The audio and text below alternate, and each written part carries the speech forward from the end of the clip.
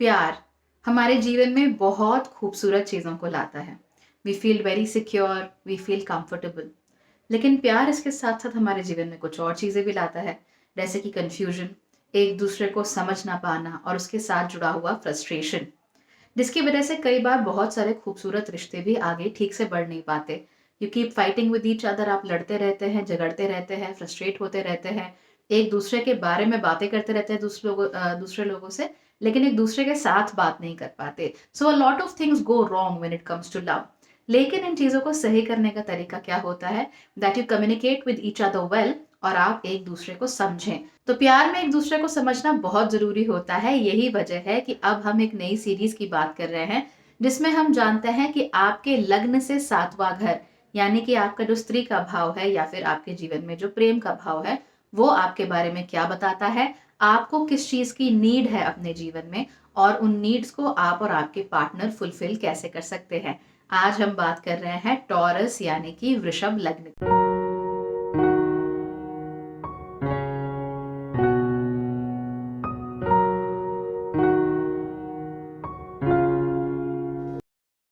नमस्ते, Bhagyashree holistic astrology में आप लोगों का एक बार फिर से स्वागत है। यहाँ पर हम बात करते हैं पॉजिटिव एस्ट्रोलॉजी की, इंस्पायरिंग एस्ट्रोलॉजी की, और साथ ही साथ होलिस्टिक एस्ट्रोलॉजी की भी। यानी कि एक ऐसा ज्योतिष जो कि आपके पॉजिटिव पॉइंट्स को मैक्सिमाइज कर सकता है और आपके नेगेटिव पॉइंट्स को मिनिमाइज करने में आपकी मदद कर सकता है। आज के वीडियो में हम बात करने वाले हैं वृषभ लग्न के सातवें घर की, जो कि होता है स्कॉर्पियो। सातवां घर क्या होता है और सातवें घर को देखने का क्या सिग्निफिकेंस है, वो जान लेते हैं। जो आपका लग्न होता है, जैसे हम अंग्रेजी में असेंडेंट या राइजिंग साइन कह देते हैं, वो लग्न उदय लग्न भी कहलाता है। यानी आपके जन्म के समय पूर्व में कौन सी राशि उदय हो रही थी। तो नेचुरल सी बात है, अगर कोई राशि उदय हो रही थी तो कोई दूसरी राशि अस्त भी हो रही होगी, यानी कि पश्चिम दिशा की ओर भी कोई राशि होगी।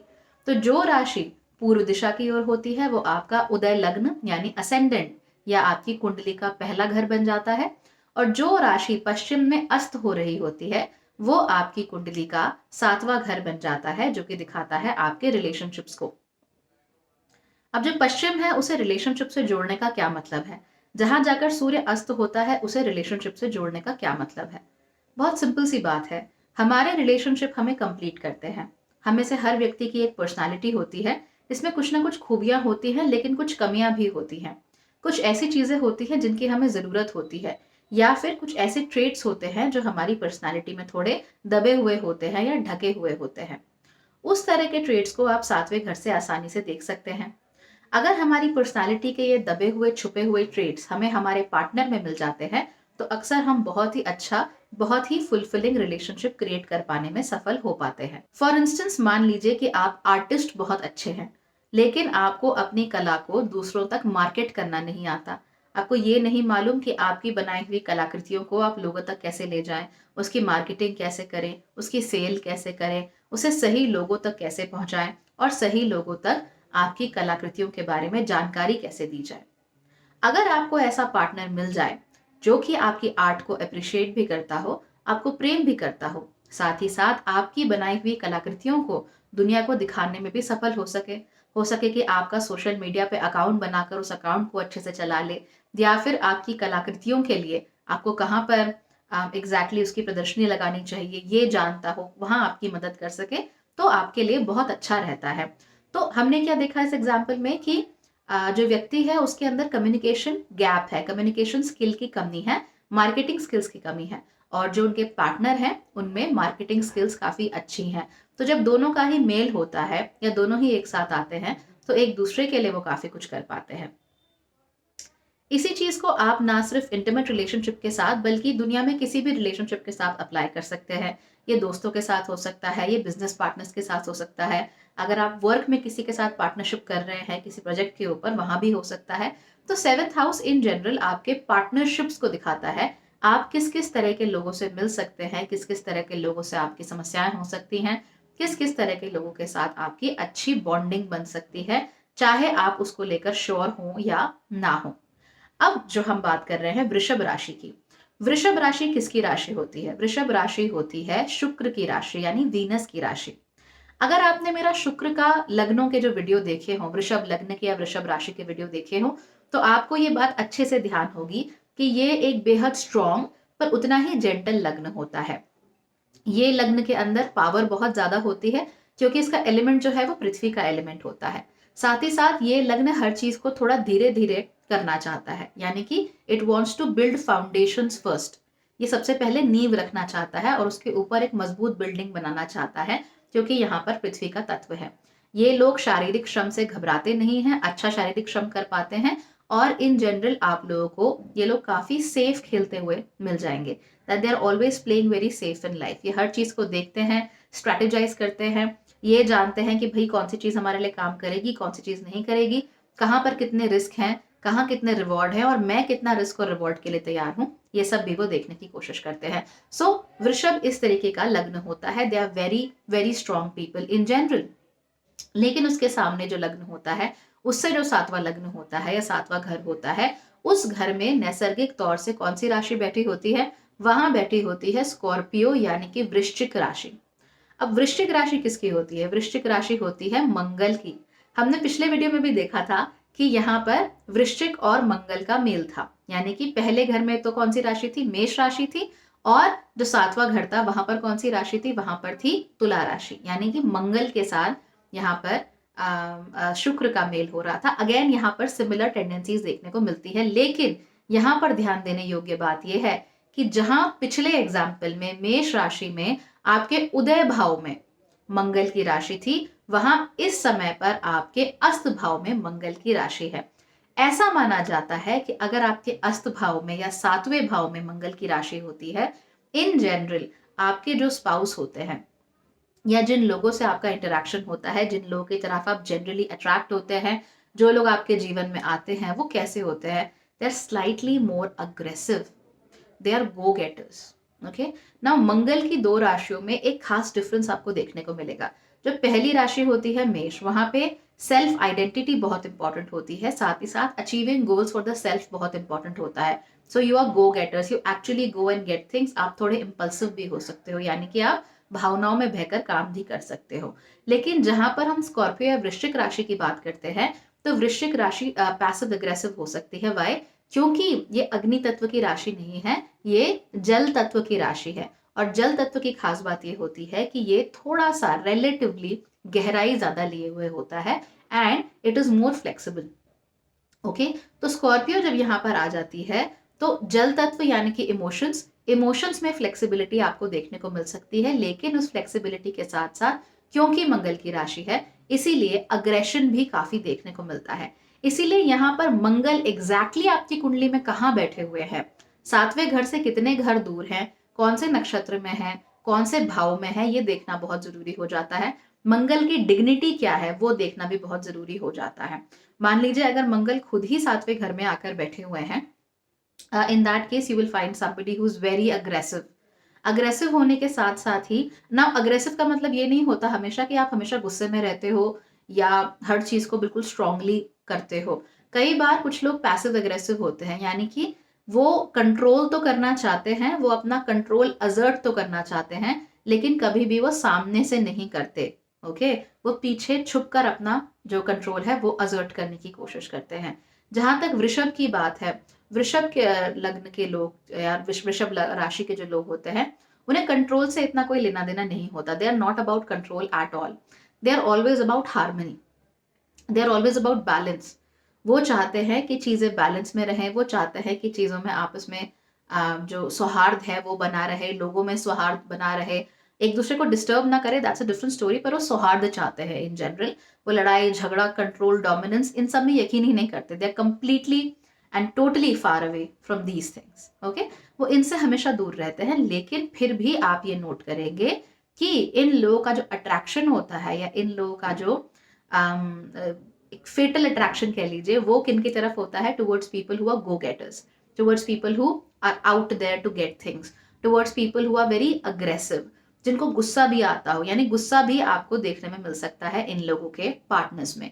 मैं एक्चुअली ऐसे कपल्स देख चुकी हूँ जहां पे टॉरस के साथ साथ स्कॉर्पियो का मेल होता है, चंद्र राशियों के मामले में भी और लग्नों के मामले में भी। तो वहां मैंने ये देखा है कि एक पार्टनर अक्सर अपने अग्रेशन को कम कर लेता है और दूसरा पार्टनर अपना अग्रेशन बढ़ा लेता है। कई बार क्या होता है, व्हेन वृश्चिक एंड वृषभ कम टुगेदर, जब स्कॉर्पियो और टॉरस राशियां एक साथ आती हैं, जब उनकी शादी होती है, तो या फिर एक रिलेशनशिप में आते हैं, तो टॉरस कई बार अपने नेचर के विरुद्ध जाकर या उसके विपरीत जाकर काफी अग्रेसिव नेचर दिखाता है अपनी शादी में। अगर वो बहुत ज्यादा अग्रेसिव ना हो तो वो आंखें दिखाकर गुस्सा दिखाना या फिर अपने पति या पत्नी को कंट्रोल करने की कोशिश करना, ये जरूर कर लेते हैं इस तरह के लोग। सो बाहर से वो चाहे कितने भी जेंटल दिख रहे हों, they have an innate need to control the other person. अब कंट्रोल का मतलब ये नहीं है कि वो उनके बारे में हर चीज ही कंट्रोल करना चाहते हैं। दो कुछ लोग ऐसे हो सकते हैं अनडाउटेडली, गिवन कि मंगल की पोजीशन कैसी है। मंगल की पोजीशन बहुत खराब है, शुक्र भी बहुत अजीब सी पोजीशन में है अगर, तो फिर आपको कंट्रोलिंग लोग जो बिल्कुल आपके जीवन के बारे में एक एक चीज कंट्रोल करना चाहते हैं, क्या पहनते हो, क्या खाते हो, कब उठते हो, इत्यादि इत्यादि, ऐसे लोग मिलेंगे। बट हाँ, इन जनरल आपको थोड़ा बहुत कंट्रोल आपके पार्टनर की तरफ से देखने को मिल जाएगा। वो कंट्रोल कैसे हो सकता है कि भाई आप एक स्पेसिफिक तरीके से लोगों के साथ पेश आओ, या एक स्पेसिफिक तरीके से मेरे परिवार वालों के साथ पेश आओ। बाकी आप क्या कर रहे हो मुझे मतलब नहीं है, but behave in a specific way with my parents या behave in a specific way with my friends.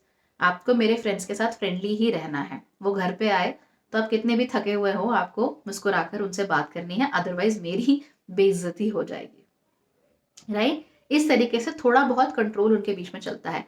Problem ये होती है कि अगर आपके पार्टनर का लग्न स्कॉर्पियो हो तो वो कंट्रोल में बहुत जल्दी आता नहीं है। ओके, आपको बाहर से ऐसा लग सकता है कि हाँ भाई things are in my control, लेकिन होता क्या है कि असल में इन दोनों के बीच में एक वॉर चलती रहती है, जिसमें दोनों ही पार्टनर एक दूसरे के ऊपर कंट्रोल असर्ट करने की कोशिश करते रहते हैं। हेल्दी अगर ये हो, यानी कि दोनों एक दूसरे को समझते हो, कम्युनिकेशन अच्छा हो, जानते हो कि ये कंट्रोल की नीड कितनी ज्यादा है, इन दैट केस क्या होता है कि कभी किसी का हाथ ऊपर, कभी किसी का हाथ ऊपर, कभी किसी की बात मानी जाती है, कभी किसी की बात मानी जाती है। परिवार वालों के साथ कैसे बिहेव करना है वो टॉरस डिसाइड कर ले, और काम में कैसे बिहेव करना है वो स्कॉर्पियो डिसाइड कर ले।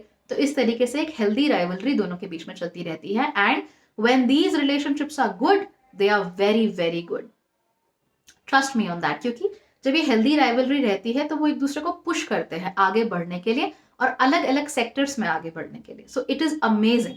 हाउएवर जब ये अनहेल्दी हो जाता है, जो कि बहुत सारे केसेस में हो जाता है, तो वहां पे आप देखेंगे कि एक पार्टनर दूसरे को कंट्रोल करने की कोशिश कर रहा है और दूसरा पार्टनर ये सोच रहा है कि भाई मेरा तो इस रिलेशनशिप में गला घुट रहा है, मेरी आवाज नहीं आ रही है, I am not feeling completely comfortable. तो और ये टॉरस या स्कॉर्पियो दोनों में से किसी के साथ भी हो सकता है, because when they come together they create a sort of tug of war बोलते हैं ना, रस्सी को दोनों तरफ से खींचते रहते हो, तो एग्जैक्टली यही इन दोनों राशियों के बीच में भी होता है। So you got to be very very careful in how you approach this relationship. अगर आपका लग्न टॉरस है तो आपको क्या करना है? देखिए, कंट्रोल किसी रिलेशनशिप में पाना बुरा नहीं होता। आप ये सोचें कि भाई मेरी बात मानी जाए, दैट्स नॉट बैड। मेरी ही बात मानी जाए, दैट इज बैड। तो इन दोनों के बीच का डिफरेंस सबसे पहले समझ लीजिए। अब जानिए कि आपके लिए दो एक्सट्रीम्स कौन से सबसे खराब हो सकते हैं और एक चीज कहां पर सबसे अच्छी हो सकती है।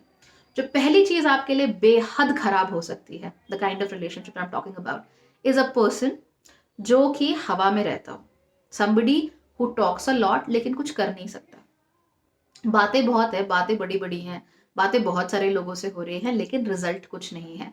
आप उसमें भी परेशान हो जाएंगे क्योंकि आप पृथ्वी के तत्व के लोग हैं।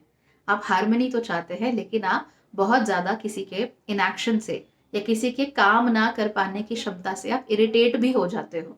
तो आपको लोग ऐसे चाहिए जो सौहार्द बनाकर रखे, लेकिन प्रोडक्टिव भी तो होने चाहिए ना।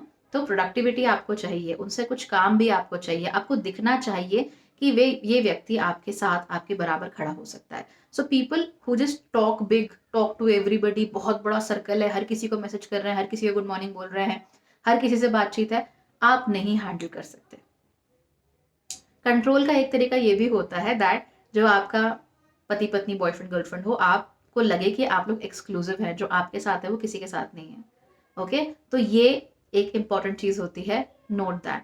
जो दूसरी बेहद खराब पोजीशन आप लोगों के लिए हो सकती है वो हो सकती है ऑफ एक्सट्रीमली एडवेंचरस पीपल, जिनको बहुत ज्यादा एडवेंचर चाहिए, जो हर चीज को लेके बहुत ज्यादा ऑप्टिमिस्टिक है, जिनको लगता है कि भैया हो जाएगी, एवरीथिंग विल हैपन, ये भी हो जाएगा, वो भी हो जाएगा, देखा जाएगा, let's go, let's do this thing, अच्छा ये कर लें, वो कर लें, यहाँ एडवेंचर पे चले जाएं, इसने मुझे नई स्कीम बताई है, उस स्कीम के बारे में बात कर लें, इत्यादि इत्यादि।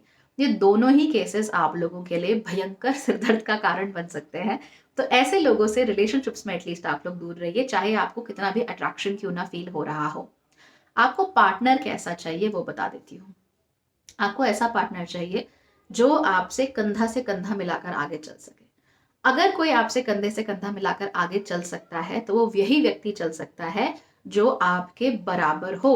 और यही वजह होती है कि जब वृषभ लग्न वाले लोग शादी के लिए किसी को ढूंढते हैं तो वो कैसे व्यक्तियों को ढूंढते हैं जो प्रोफेशनली उनके बराबर खड़े हो सके। ओके, वो ऐसे लोगों को ढूंढते हैं जो कि परिवार के मामले में, पैसे के मामले में, ओहदे के मामले में, इत्यादि इत्यादि उनके बराबर खड़े हो सकें। Because eventually they are looking for a small rivalry. वो उसमें एक राइवलरी चाहते हैं, उन्हें अच्छा लगता है राइवलरी करना, and there is nothing wrong with it, इसमें कोई गलत बात नहीं है। In fact I believe it is one of the most healthiest relationships that you can find. Okay, तो उनको एक बराबरी चाहिए होती है, एक हेल्दी राइवलरी चाहिए होती है। वो नहीं मिलती तो उन्हें बड़ा खराब लगने लगता है। सो दे वॉन्ट पीपल जो उनके आगे आके उनके साथ बराबर खड़े हो सके, औहदे में बराबर खड़े हो सके, या फिर मेंटल लेवल में, इंटेलेक्चुअल लेवल में उनके बराबर हो। अब ऐसा भी हो सकता है कि टॉरस लग्न का कोई व्यक्ति है, वो अपने काम में बहुत अच्छा है, he is very good, he is earning 6 figure का सैलरी, लेकिन उसने एक ऐसी लड़की से शादी की जो चाहता है कि वो होम मेकर बने, घर संभाले। तो ऐसे में भी वो ऐसी लड़की ढूंढेगा जो कि उसके साथ इंटेलेक्चुअल लेवल पर बराबरी कर सके, जिसके पास उसके समान ही डिग्री हो या अच्छी डिग्री हो, या फिर जो इंटेलेक्चुअल लेवल पर उसके बराबर हो, इमोशनल लेवल पर उसके बराबर हो। तो यहाँ जो बराबरी है वो बहुत जरूरी है। ऐसे रिलेशनशिप्स में जब आप बात करते हो तो आप एक दूसरे की बात काटते भी हो, आप एक दूसरे पे ऑब्जेक्शन भी उठाते हो, लेकिन अच्छी बात ये रहती है कि इन ऑब्जेक्शंस के बावजूद आप एक दूसरे को समझ सकते हो, because that is exactly what you are looking for. आप यही तो चाहते हो कि कोई व्यक्ति आपको बता सके कि आप गलत कहाँ हो। अगर आपका उसका इंटेलेक्चुअल लेवल आपके बराबर ही नहीं है तो आप जो भी करोगे वो उसे हाँ ही बोलेगा या ना ही बोलेगा, उसको मालूम ही नहीं है कि आप क्या कर रहे हो। लेकिन जब इंटेलेक्चुअल लेवल बराबर का हो जाता है तब वो व्यक्ति आपको बता सकता है whether you are going in the right direction और not. That is crucial I believe. तो आप लोगों के लिए इस चीज को समझना बेहद जरूरी है। So when you are looking for a relationship, you are looking for a relationship of equals. आप बराबरी ढूंढते हो किसी भी तरीके से, खास तौर पे इंटेलेक्चुअल तरीके से, कि इंटेलेक्चुअली कोई आपकी बातों को समझ सकता है, जान सकता है, आत्मसात कर सकता है, और तब आपसे वन ऑन वन उसको लेकर डिबेट कर सकता है या नहीं कर सकता। Very important, very crucial. बहुत सारे टॉरस लग्न वाले जो लोग होते हैं उनकी आदत होती है, सिंस क्योंकि वो शुक्र के लग्न में जन्म लेते हैं, उनकी आदत होती है that they talk to a lot of people. वो लोगों से बात करते हैं, किसी को परेशान नहीं करना चाहते, किसी को हर्ट नहीं करना चाहते, किसी को कुछ कहना नहीं चाहते, आउटराइटली किसी को बहुत ज़्यादा बोलते नहीं है ऐसे लोग। ओके, बट ज़रूरी हो जाता है उन लोगों के लिए ऐसा करना, because in that case you know you will find a partner जो कि उनके नैग कर रहा है कि तुमने उसे ऐसा क्यों नहीं बोला, तुमने उसे वैसा क्यों नहीं बोला, इत्यादि इत्यादि इत्यादि। सो ये सब नैगिंग तभी हो सकती है जब इंटेलेक्चुअल लेवल मैच ना करता हो, क्योंकि जब इंटेलेक्चुअल लेवल मैच कर रहा होगा तब नैगिंग नहीं होगी, तब सजेशंस होंगे, और तब वो दोनों एक दूसरे से बात कर पाएंगे। तो अगर आपका लग्न वृषभ है तो आप समझ गए कि प्रेम में आपकी परमानेंट नीड क्या है। आपकी परमानेंट नीड है to be with an equal. Okay, now अगर आप ऑलरेडी रिलेशनशिप में है and you really love that person, लेकिन वो इक्वालिटी वाली फीलिंग नहीं आ रही है, तो मैं आपको रिलेशनशिप तोड़ने के लिए नहीं कहूंगी, दैट इज स्टूपिड। लेकिन हाँ, आप इसी तरह की इंटेलेक्चुअल बराबरी किसी दूसरे व्यक्ति के साथ खोज सकते हैं जो आपके साथ काम करता हो, जो बिजनेस पार्टनर हो सकता है, या घर में, या दोस्त, या भाई बहन। मतलब कहीं ना कहीं आपको ये इंटेलेक्चुअल बराबरी अपने जीवन में चाहिए ही। अगर ये आपको आपके इंटीमेट रिलेशनशिप में मिलती है, अपने बॉयफ्रेंड गर्लफ्रेंड या पति या पत्नी में मिलती है, तो उससे अच्छा तो कुछ हो ही नहीं सकता। लेकिन अगर वहां पर नहीं मिल पा रही है तो फिर आपको कहीं ना कहीं इसे किसी और व्यक्ति के साथ ढूंढना ही पड़ेगा। Of course do not go for extra marital relationships, that's a no no, don't go for that. However you can look for somebody else who can fulfil that role. Okay, और ये रोल अच्छे से निभाया जा सकता है अगर आप कोशिश करेंगे तो। अगर आपके पार्टनर वृषभ लग्न के हैं तो अभी अभी आपको उनके बारे में ये जानकारी मिली, ये मंत्र मिला कि भाई इक्वालिटी बहुत जरूरी है, specially on an intellectual scale. तो आप कोशिश कर सकते हो कि आप अपने पार्टनर को और अच्छे से समझने की कोशिश करो और जहां तक हो सके उनको एक बराबरी का मौका दे सको। Okay, if they know more than you on some subject, probably go and study about that subject. अगर वो आपसे किसी मामले में बहुत अच्छे हैं, फॉर इंस्टेंस ज़्यादा पैसा कमाते हैं, तो may be you can try and earn more for your self.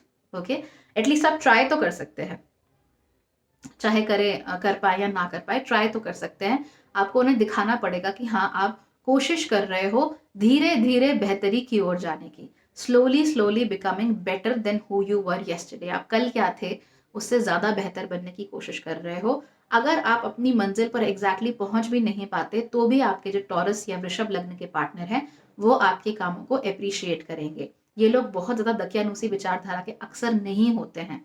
अगर इन्हें किसी नई विचारधारा की तरफ उनको एक्सपोज किया जाए तो वो उससे काफ़ी इम्प्रेस भी होते हैं और उसे आत्मसात करने की भी कोशिश करते हैं। हमें देखना सिर्फ ये है कि जब भी नई विचारधारा आए या नए आइडियाज आए तो ऐसे व्यक्ति के थ्रू आए जिसको वो अप्रिशिएट करते हो, जिसे वो इंटेलेक्चुअली अपना इक्वल समझते हो, इंटेलेक्चुअली नहीं तो एटलीस्ट किसी भी तरीके से इक्वल समझते हो। That's very very important.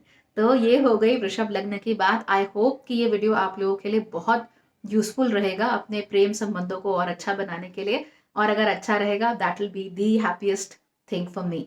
तो अगर आपको ये चैनल, इसके वीडियोस अच्छे लगते हैं तो लाइक शेयर एंड सब्सक्राइब करना बिल्कुल भी मत भूलिए। Thank you so much for watching.